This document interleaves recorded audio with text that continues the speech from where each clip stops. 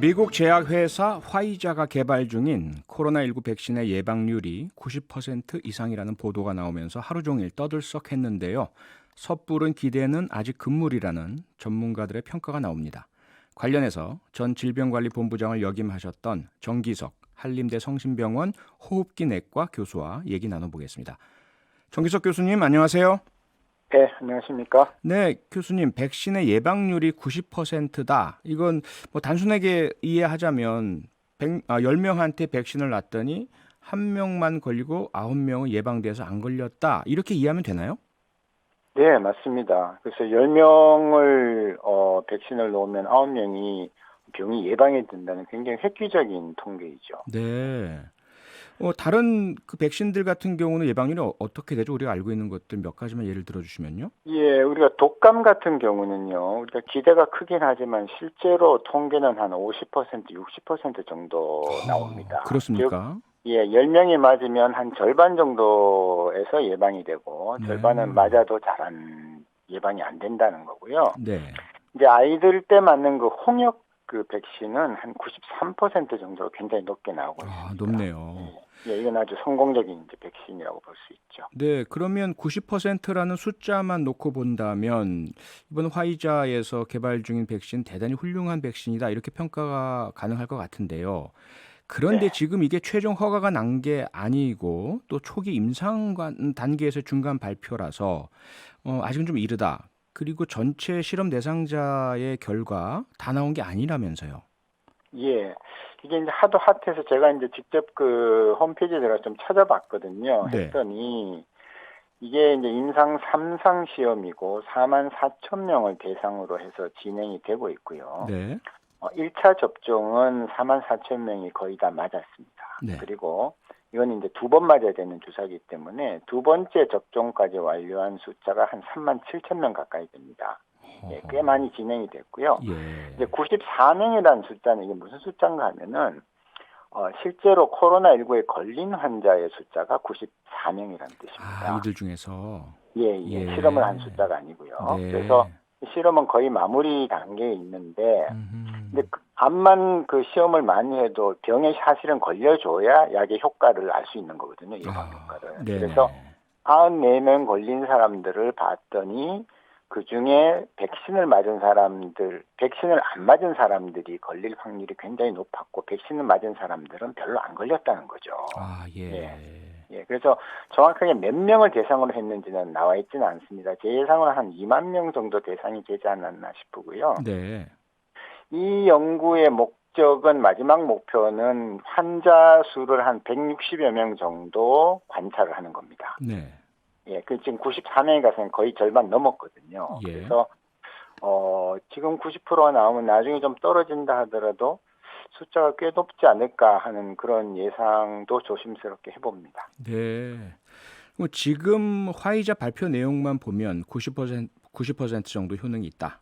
그리고 다음 주쯤에 미국 FDA에 긴급 사용 승인 신청을 할 거다. 이렇게 이제 나오는데요. 그렇다면 아직까지는 안정성 면에서 완전한 검증은 덜 됐다. 효능이 있다고 확실하게 보기는 이르다. 이렇게 봐야 하는 게 맞는 건가요? 예, 그렇습니다. 왜냐하면 모든 임상시험이라는 것은 처음부터 어느 정도 하다가 스톱하고 그 결과를 발표하는 게 아니고요. 네. 처음에 몇 명을 하겠다고 결정을 했으면 그것이 완성이 돼야 그 임상시험에 가치가 있는 겁니다. 아하. 처음부터 통계를 다 예상하고 디자인을 하는 것이거든요. 네. 그래서 다행히 이제 그 일단 입적시킨다고 얘기하는 4만 4천 명은 다 이제 들어왔지만 여기에 대한 안전성 문제 전혀 지금 나오지 않았습니다. 예, 음흠. 그리고 우리가 지난번에 그 독감 백신 얘기하면서 길랑 바레라고 신경증 등등 얘기했던 그런 것들은 네. 맞고 난 다음에 한참 있다 생길 수 있거든요. 아하. 그래서 이런 문제들을 보면 효능도 물론 중요합니다. 네. 그러나 이거는 건강한 사람들이 그 외부 물질을 자기 주사를 통해서 자기 몸에 넣는 거기 때문에 안전성보다 더 중요한 건 없습니다. 사실은. 그렇죠. 예. 그렇죠. 그래서 안전성 문제가 확실하게 입증이 될 때 우리는 비로소 백신으로의 가치가 있다는 것이고 효능은 그 다음 문제라고 봅니다. 네. 그럼 뭐 최근에 우리나라에서도 말씀하신 것처럼 독감 백신을 맞고 사망하신 분들이 과연 백신 때문이냐 이 논란도 심했고요. 그다음에 네. 일부에서는 과잉 면역 반응이 나타나는 경우가 있다 이런 이야기들도 들었는데 그러한 안전성 문제가 아직까지는 이 화이자 백신에서는 전혀 검증되지 않은 상태라서 효능은 둘째로 치고 과연 맞아도 되는지에 대한 부분이 아직 확인되지 않았다 이렇게 이해하면 되는 것이죠. 예, 좀 중장기 안정성에 대해서는 아직 확실치는 않고요. 네, 단기적으로는 네, 그래도 지금 4만 4천 명이 1차 접종을 하고 2차 접종을까지 마친 사람이 3만 7천 명이기 때문에 네. 맞고 나서 적어도 한 달까지는 크게 문제는 없었던 걸로 이해를 하시면 아, 되겠습니다. 바로 나타나는 부작용은 아직은 크게 없었다. 네, 네, 네, 네. 그렇습니다. 그러면 어쨌든 지금 나온 뉴스들은 조금은 앞서가는 면이 있지 않나 싶은데요. 과학적으로 전문가로서 교수님 보시기에 언제쯤이면 이 화이자 백신 괜찮다, 맞아도 된다, 효과와 안전성이 확보됐다 이렇게 입증이 될까요?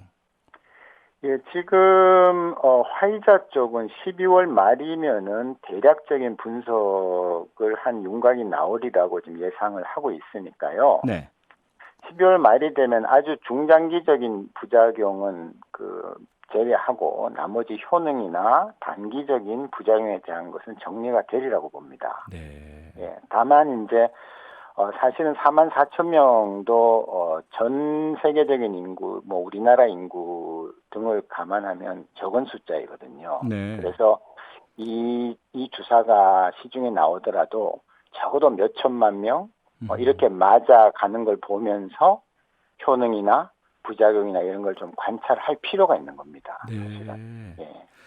예, 그리고 또 한 가지 좀 우려되는 측면이 이 화이자 백신의 경우에 콜드체인, 지난번에 우리나라도 독감 백신의 콜드체인 저온 유통 이 과정에서 문제가 발생해서 뭐 수백만 도즈가 폐기되고 그랬지 않습니까?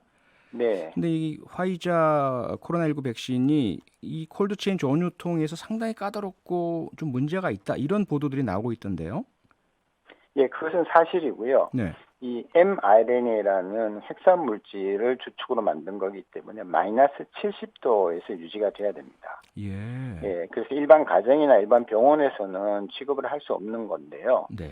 대신에 이제 마이너스 70도는 쉽게 말하면 액체 질소를 생각하시면 되거든요. 그래서 아하. 그렇게 운반을 해서 보관을 하면 어차피 이제 백신이라는 것이 일반 사람들이 취급하는 게 아니고 네. 의료를 하는 분들이 취급을 하는 거기 때문에 저는 뭐 이 콜드 체인을 유지하는 데는 그렇게 큰 장애는 없다 이렇게 봅니다. 그리고 아하. 그쪽 준비하는 측에서는 조금 작은 단위로 옮길 수 있도록 그렇게 준비를 하기도 하고 네. 또 그 자료에 의하면은 2 내지 8도씨 우리가 쓰는 보통 냉장고에서도 5일 정도는 보관이 가능하다고 합니다. 그러니까 네. 그런 것들을 감안하면 만일 안전성과 효능이 확보된다면은 이 콜드체인 문제는 우리나라 정도의 수준급 나라에서는 뭐 충분히 가능하다고 봅니다. 네. 다만 이제 뭐 후진국들은 조금 문제가 좀 있겠네요. 예, 그렇습니다. 그 아, 딥프리저라 그래서 마이너스 70도 유지하는 그 냉동고 자체가 없는 나라도 예, 구하기 네. 힘든 나라도 있는 건 사실입니다. 네. 그리고 또 한 가지 교수님, 지금 계속해서 우리 그 기온이 떨어지고 있지 않습니까? 그러면서 네. 이제 겨울로 들어가는 시점 아니냐, 본격적 겨울 아니냐라고 하는데 줄곧 전문가분들, 교수님도 그러셨지만 겨울철이 오면 코로나19의 확산이 우려된다 이런 말씀이 있으셨고요. 지금 네. 우리도 계속 확진자가 세 자리 숫자로 들어서고 있고 유럽, 미국 계속 늘고 있는데 어떻게 보십니까? 계속 더 늘 것이라고 보십니까?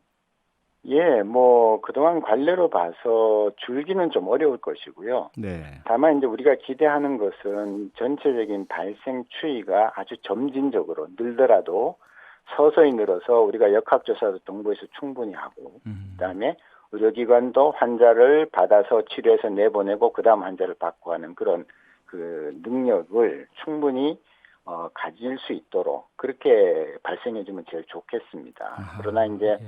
우리가 지금 이제 1.5, 2.5 이렇게 가면서 숫자를 다 정해놓지 않았습니까? 네. 100명, 300명, 4, 500명, 800, 1000명 이렇게 이제 다 정해놨기 때문에 네.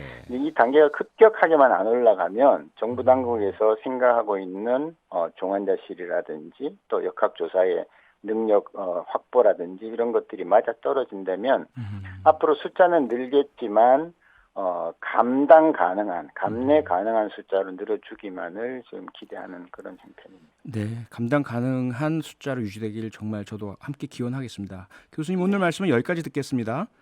네, 감사합니다. 네, 고맙습니다. 정기석 한림대 성심병원 교수였습니다. 평일 저녁 6시 5분에 여러분을 찾아갑니다.